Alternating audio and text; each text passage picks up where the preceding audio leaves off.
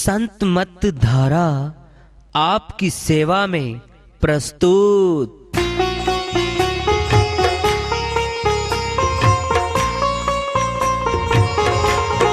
जो चाहता है प्रभु प्यारा वो आओ संत मत धारा। भक्ति भेद बता कर सारा वो कर दे भव के पारा। जो चाहता है प्रभु प्यारा वो आओ संत मत धारा। भक्ति भेद बता कर सारा वो कर दे भव के पारा। जो चाहता है प्रभु प्यारा।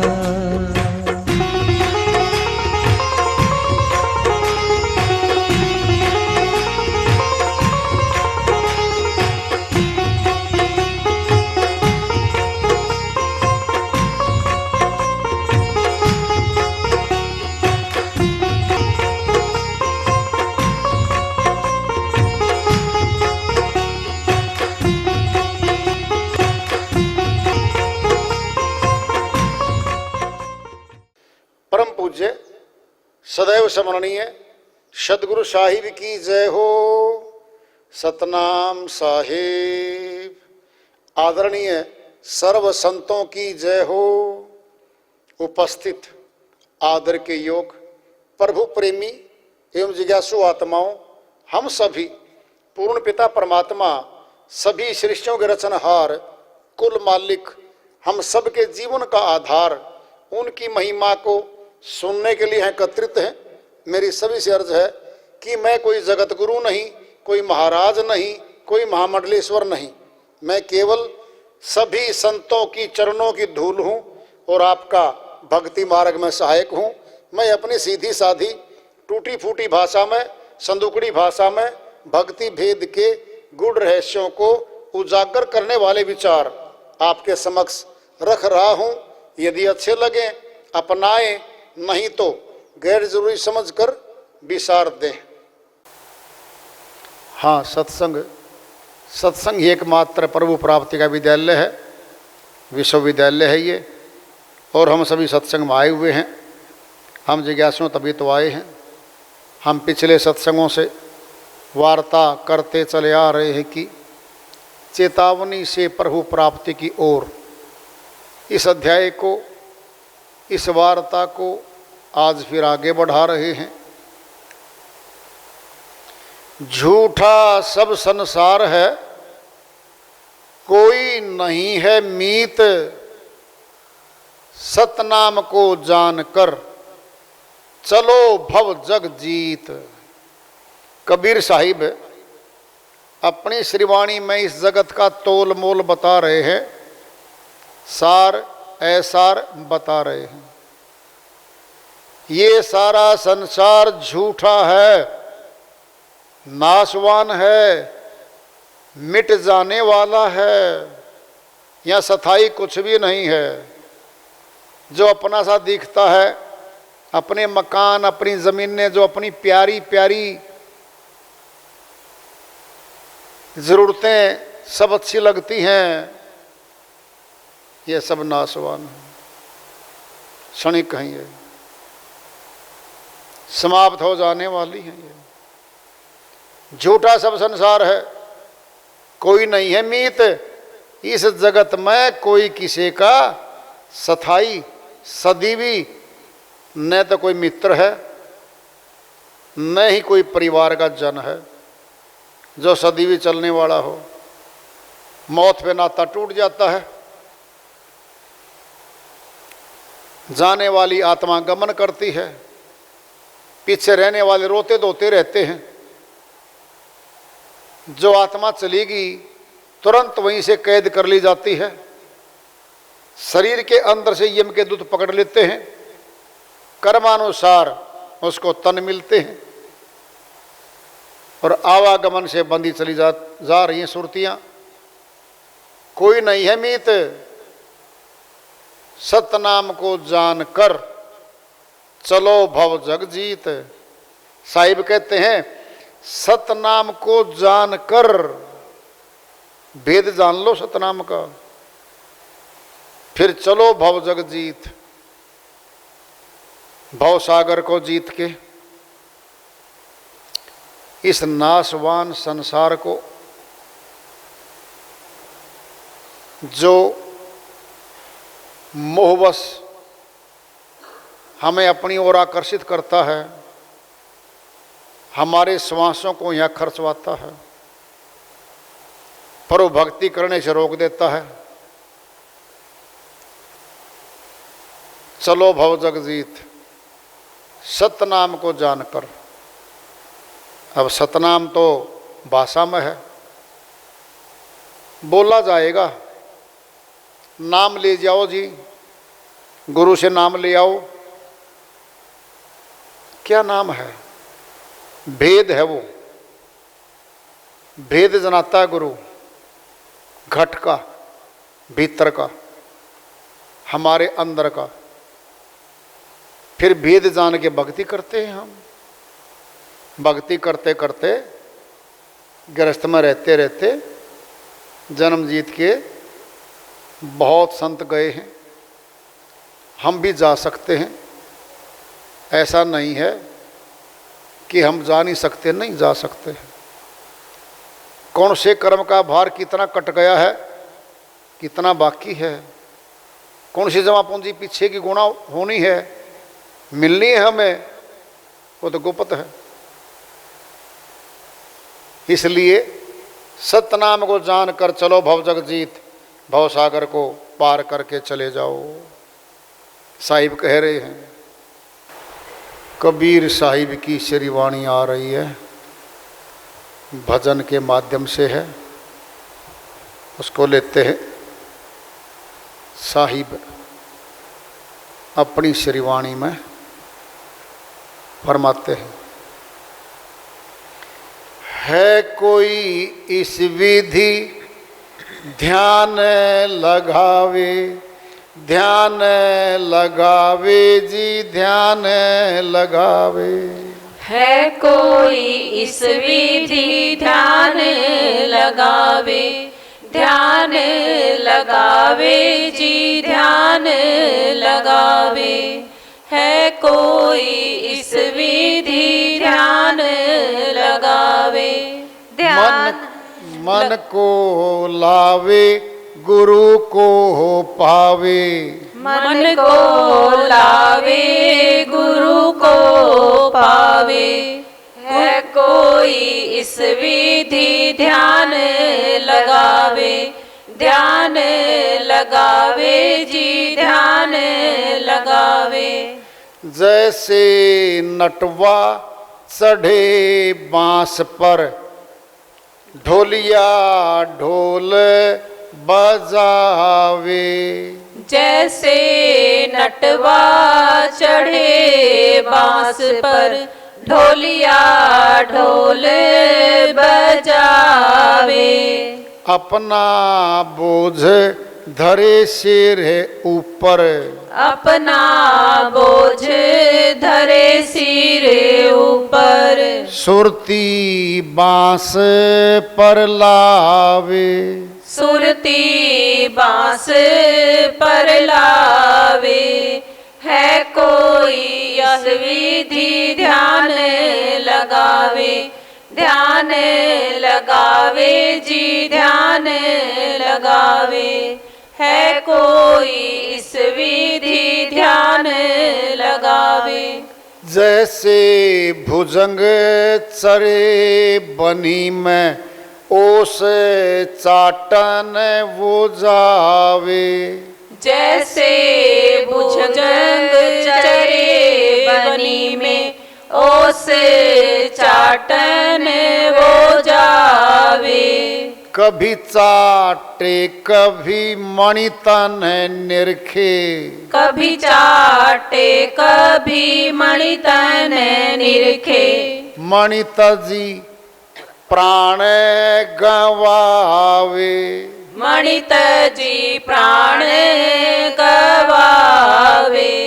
है कोई इस विधि ध्यान लगावे, ध्यान लगावे जी ध्यान लगावे, है कोई इस विधि ध्यान लगावे, ध्यान लगावे जी ध्यान लगावे। जैसे कामिनी भरे कूप जल कर छोड़े बतलावे, जैसे कामिनी भरे कूप जल कर छोड़े बतलावे, अपना रंग सखियन संग राचे, अपना रंग सखियन संग राचे, सुरती कुंभ ठहरावे, सुरती कुंभ ठहरावे, है कोई इस विधि ध्यान लगावे, ध्यान लगावे जी ध्यान लगावे। जैसे सती चढ़े सर ऊपर अपनी काया जरावे, जैसे सती चढ़े सर ऊपर अपनी काया जरावे, मात पिता कुटुंब सब त्यागे, मात पिता कुटुंब सब त्यागे, सुरती पिया ठहरावे, सुरती पिया ठहरावे, है कोई इस विधि ध्यान लगावे, ध्यान लगावे जी ध्यान लगावे, है कोई इस विधि ध्यान लगावे, ध्यान लगावे जी ध्यान लगावे। धूप दीप चंदन अर गजा ज्ञान की आरती लावे, धूप दीप चंदन अर्गजा ध्यान की आरती लगावे, कहें कबीर सुनो भाई साधो, कहे कबीर सुनो भाई साधो, फिर जन्म नहीं आवे, फिर जन्म नहीं आवे, है कोई इस विधि ध्यान लगावे, ध्यान लगावे जी ध्यान लगावे, मन को लावे गुरु को पावे, है कोई इस विधि ध्यान लगावे, ध्यान लगावे जी ध्यान लगावे। साहिब की श्रीवाणी आई है, उन्हीं की दया से मेहर से इसको सर कर लेते हैं, इसका अनुवाद कर लेते हैं। है कोई इस विधि ध्यान लगावे, खुला बोल दिया साहिब ने जी। मैं अमरलोक कैसे जाऊंगा जी, प्रश्न है हर आदमी का। हाँ जी, कैसे जाओगे जी? विधि बताएंगे इसमें, जो इसमें दृष्टांत दिए गए हैं, जो साखियां इसमें बताई गई हैं, इस विधि जाएगा अमरलोक में। सुन लो, प्रश्न कर लो, खुद की तुलना कर लो, क्या हम पे ये वाणी पूरी लागू है? क्या ये श्रीवाणी हमने अंगीकार कर ली है? क्या हम कहीं न कहीं इस वाणी पे खरे उतर रहे हैं? ये तुलना करनी है। कोई इस विधि, कोई है कोई संसार में? बात एक शहर एक गांव की नहीं है, ये श्रीवाणियां पूरे विश्व के लिए बोली जाती हैं। है कोई इस विधि ध्यान लगावे, मन को लावे गुरु को पावे। कौन है मन? ये निज मन है, आत्मा। गुरु दो हैं यहाँ पे, एक देहधारी गुरु है जो भेद बताता है, और एक विदेही गुरु है जो आत्मा को आगे ले जाता है। दोनों ही जरूरी हैं। कैसे? जैसे भोजन करना काया के लिए जरूरी है, काया बैठे,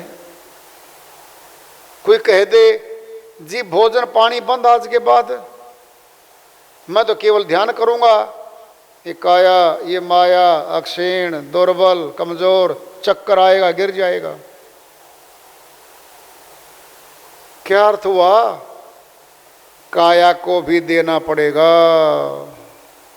कि माया है और नाशवान है, ये इसके अंदर आत्मा बैठी है। क्यों? ये मनुष्य तन है, छोटा मोटा तन नहीं है, ये सबसे ऊंचा तन दिया गया है। देवता लोग जिस तन को तरसते हैं, मनुष्य तन को, वो मिला हुआ है। क्राउन ऑफ द क्रिएशन है ये, सृष्टि का बेताज बादशाह बना के भेज रखा हमें। प्रधान तन है ये, सबसे ऊंचा तन है ये। ऊंचा काम भी तो होगा इसका। पशु वाला काम क्यों करेगा ये?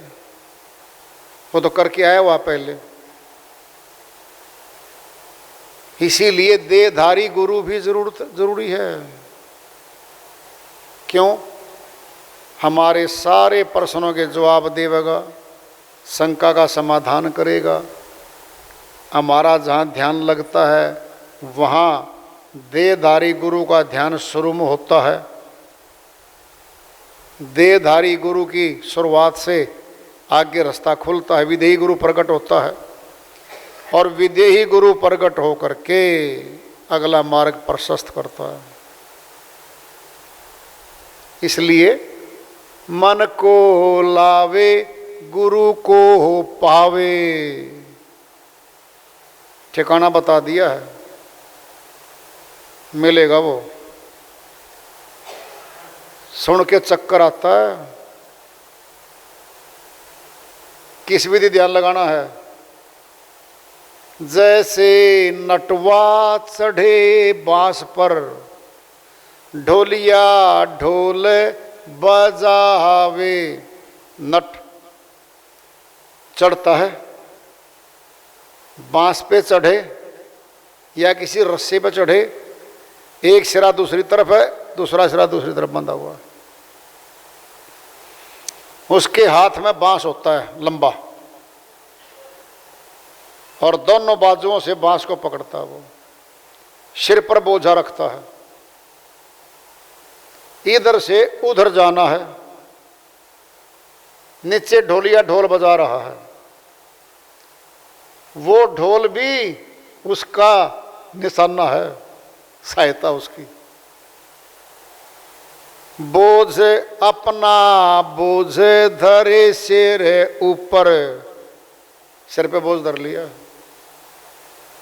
सुरती बांस पर लावे, सारा ध्यान बांस पे आ गया है।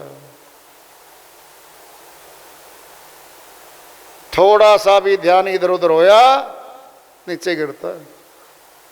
कितना अभ्यास, कठिन अभ्यास किया होगा, गिरा होगा, बिल्कुल गिरा होगा। जब सिखाया जाता है तब इतने ऊंचे नहीं होता वो, जो दिखाने में खेल करते हैं, जब वो दिखाते हैं, नहीं, नीचे 4-5 फुट का ऊंचाई पे बांधते हैं। नीचे मिट्टी होती है, बिल्कुल खाली, चोट ना लगे गिर जाए तो। शिक्षा अभ्यास ऐसे करवाया जाएगा, खतरा ना हो। जब सीख जाता है ना, सुनना है, तैरना दृष्टांत पिंड में ले लो, हम तैरना सिखाते हैं, तैरना आता मैं? बिल्कुल, मुझे तो आता है। 5वीं क्लास में तैरना सीख गए थे हम गांव में, तालाब में। भैंसों को नहलाते थे, जाते थे। किसान के पुत्र हैं, किसान हैं आज भी। भैंसों को नहलाना, भैंसों को निकाल के ले आना, ये हर रोज का कार्य होता गांव में। बिना सिखाए सीखते हैं बच्चे अपने आप। जब शुरू में सिखाया जाता है तो थोड़े पानी में, यानी तालाब के बिल्कुल 10 फुट पहले पहले जहाँ थोड़ा पानी है, उसको वहाँ सिखाया जाता है। जब ट्रेंड हो जाता है, थोड़ा सा 5 फुट अंदर गया, फिर वापस आ गया। शुरू में सिखाते समय गहरे तालाब में नहीं छोड़ सकते उसको हम, डूब गया तो। ऐसे ही बांस पे सिखाने के लिए नीचे लेवल पे अभ्यास करवाएंगे उसका, और जब अभ्यस्त हो जाएगा, जब तालाब में तैराक अभ्यस्त हो गया, फिर तालाब को क्रॉस करेगा, दूर तक जाएगा, नदियां क्रॉस करेगा, दूर तक तालाब को क्रॉस कर देगा। कब? जब दक्ष हो जाएगा तब। ऊंचे पे तब चढ़ेगा नटवा, जब बिल्कुल अभ्यस्त हो जाएगा। कह रहे साहिब, जैसे नटवा चढ़े बांस पर, ढोलिया ढोल बजावे, अपना बोझ धरे सिर ऊपर, सिर पे बोझा उठा रखा है। कई बार तो मटका भी उठा लेते हैं वो, बड़े बड़े खतरे उठाते हैं वो पेट के लिए। खेल दिखाएंगे, पैसे आएंगे, रोजगार चलेगा, गुजारा चलता उनका। कोई धनवान नहीं होता। धनवान होने के बाद क्यों खतरे मोल लेगा? जरूरत ही नहीं है, कुछ और काम बदल लेगा अपना। जैसे भुजंग चरे बनी में, भुजंग कहते सर्प को, सर्प वन में जाता है, ओस चाटन वह जावे, सुबह सुबह ओस पड़ी होती है घास पे, उसको चाटने जाता है। वो मणि वाला सांप है, और सुबह 4 बजे गया है वो, और मणि को निकाल के मुखड़े में से बाहर रखता है। चमकती है, बहुत चमकती है मणि। सभी मणिधारी सांप सभी नहीं हुआ करते, लाखों में एक आध होता है, कोई बिरला। कह रहे साहिब, कभी चाटे कभी मणितन है निरखे, मणितजी प्राण गवावे। पता करते हैं सपेरे कि मणि वाला सर्प कहाँ किस एरिया में है, मणि लेनी है, मार के भी निकाल लेते सर्प को। और उठाना आसान नहीं है, हमला करेगा 1 सेकंड नहीं लगाता वो। कभी चाटे कभी मणि तन है निरखे, मणि को भी देख रहा है और ओस भी चाट रहा है। मणि तजी प्राण गवावे। अगर कोई युक्ति से, कैसे युक्ति? कोई सपेरा है, 2 हैं, उधर मणि है उधर सांप है, और सर्प ओस चाट रहा है। कोई कपड़ा कोई बोरी फेंक देते हैं सर्प के ऊपर, बाके दबा लेते हैं उसको, दूसरा मणि उठा लेता है। मणि उठा लेते हैं, सर्प को रोक लेते हैं। उस व्याकुलता में प्राण छोड़ देता है वो। मणि तजी प्राण गवावे, प्राण त्याग देगा। बोल रहे साहिब।